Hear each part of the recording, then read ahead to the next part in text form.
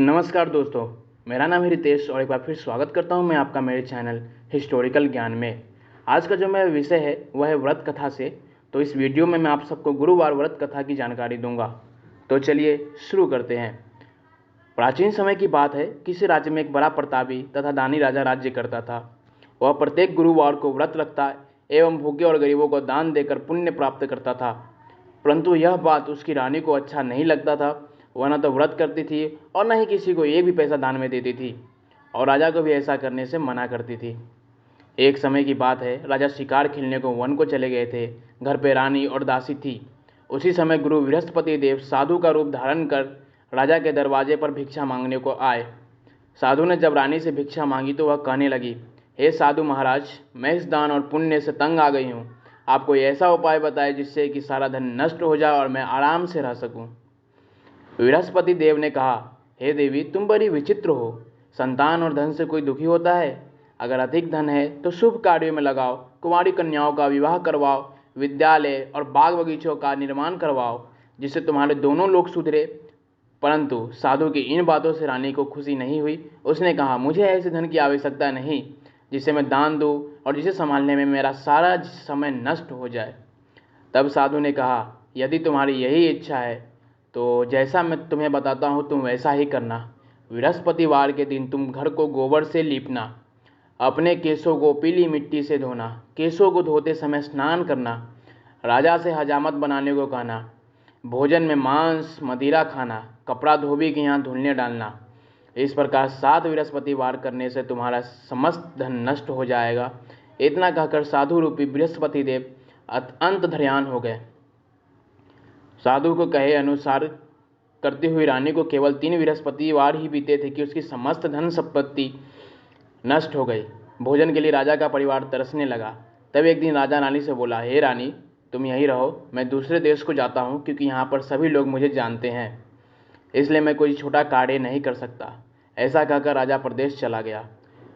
वहाँ वह जंगल से लकड़ी काट कर लाता और शहर में बेचता। इस तरह वह अपना जीवन व्यतीत करने लगा। इधर राजा के प्रदेश जाते ही रानी और दासी दुखी रहने लगी।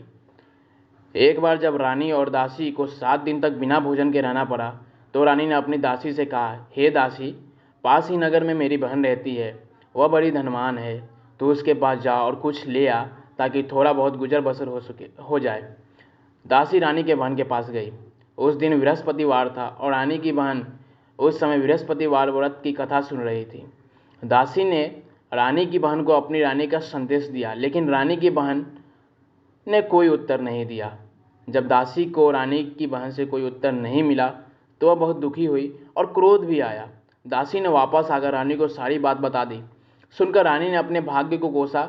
उधर रानी की बहन ने सोचा कि मेरी बहन की दासी आई थी परंतु मैं उससे नहीं मिली, इससे वह बहुत दुखी हुई होगी। कथा सुनकर और पूजन समाप्त कर वह अपनी बहन के घर आई और कहने लगी, हे बहन, मैं बृहस्पतिवार का व्रत कर रही थी, तुम्हारी दासी मेरे घर आई थी, परंतु जब तक कथा होती है तब तक न उठते हैं और न ही बोलते हैं, इसलिए मैं नहीं बोली। कहो दासी, क्यों आई थी? रानी बोली, बहन, तुमसे क्या छिपाऊं, हमारे घर में खाने तक को अनाज नहीं था। ऐसा कहते कहते रानी की आंखें भर आई। उसने दासी समेत पिछले 7 दिनों से भूखे रहने की तक की बात अपनी बहन को विस्तार पूर्वक सुना दी। रानी की बहन बोली, देखो बहन, भगवान बृहस्पति देव सबकी मनोकामना पूर्ण करते हैं। देखो, शायद तुम्हारे घर में अनाज रखा हो। पहले तो रानी को विश्वास नहीं हुआ, पर बहन के आग्रह करने पर उसने अपनी दासी को अंदर भेजा तो उसे सचमुच अनाज से भरा एक घड़ा मिला। यह देखकर दासी को बड़ी हैरानी हुई। दासी रानी से कहने लगी, हे रानी, जब हमको भोजन नहीं मिलता तो हम व्रत ही तो करते हैं, इसलिए क्यों न हम इनसे व्रत की कथा की विधि पूछ ले ताकि हम भी व्रत कर सके। तब रानी ने अपनी बहन से बृहस्पतिवार व्रत के बारे में पूछा। उसकी बहन ने बताया, बृहस्पतिवार के व्रत में चने की दाल और मुनक्का से विष्णु भगवान का केले की जड़ में पूजन करें तथा दीपक जलाएं, व्रत कथा सुने और पीला भोजन ही करें। इससे बृहस्पति देव प्रसन्न होते हैं। व्रत और पूजन विधि बतलाकर रानी की बहन अपने घर को लौट गई। 7वें रोज बाद जब गुरुवार आया तो रानी और दासी ने निश्चय अनुसार व्रत रखा। घुड़साल में जाकर चना और गुड़ बीन लाई और फिर उसकी दाल से केले के जड़ तथा विष्णु भगवान का पूजन किया। अब पीला भोजन कहाँ से आए। इस बात को लेकर दोनों बहुत दुखी थे। क्योंकि उन्होंने व्रत रखा था इसलिए गुरुदेव उन पर प्रसन्न थे। इसलिए वे एक साधारण व्यक्ति का रूप धारण कर 2 थालों में सुंदर पीला भोजन दासी को दे गए। भोजन पाकर दासी प्रसन्न हुई और फिर रानी के साथ मिलकर भोजन ग्रहण किया।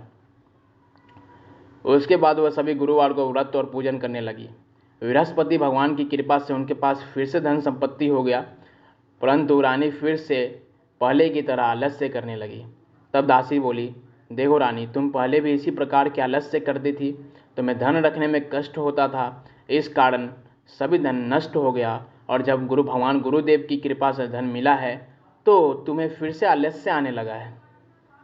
बड़ी मुसीबतों के बाद हमने यह धन पाया है, इसलिए हमें दान पुण्य करना चाहिए, भूखे मनुष्य को भोजन कराना चाहिए और धन को शुभ कार्यों में खर्च करना चाहिए, जिससे तुम्हारे कुल का यश बढ़ेगा, स्वर्ग की प्राप्ति हो और पितर प्रसन्न होंगे।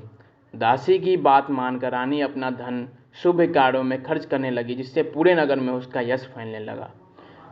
तो दोस्तों, यह थी गुरुवार की कथा। आशा करता हूँ आपको यह वीडियो पसंद आई होगी। अगर आपको यह वीडियो पसंद आए तो ये वीडियो को लाइक कर देना और सब्सक्राइब कर देना। मैं ऐसे ही आपको हर दिन की कथा सुनाने वाला हूँ, तो इसके लिए आप मेरे चैनल के साथ बने रहना। तो चलो दोस्तों, इस कहानी को यहीं ख़त्म करते हैं। जय श्री राम, जय श्री कृष्ण।